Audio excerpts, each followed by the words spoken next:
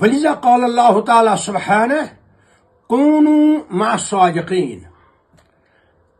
أنتم تسألونني ما الحكم الشرعي لليلة شعبان.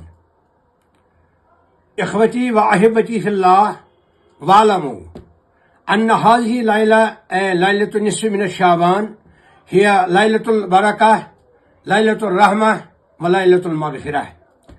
ورد في الحديث الصحيح في هذه الليلة يغفر الله تعالى سبحانه لجميع خلقه إلا للمشرك أو مشاهن. وفق علامة الشيخ ابن تيمية في كتابه مجموع فتوى يقول: أما ليلة النصف من الشعبان فقد روي في فضلها أحاديث وآثار، ونقل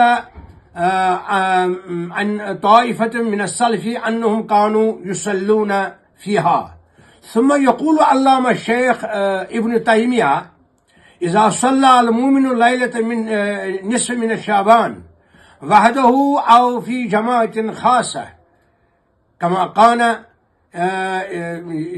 يفعل طوائف من السلف فهو أحسن. وكذلك يقول عبد الله بن عمر رضي الله تعالى عنهما: 5 ليال لا يرد فيهن الدعاء: ليلة الجمعة، وأول ليلة من رجب المرجب، وليلة العيد، وليلة النهر، وليلة النصف من الشعبان.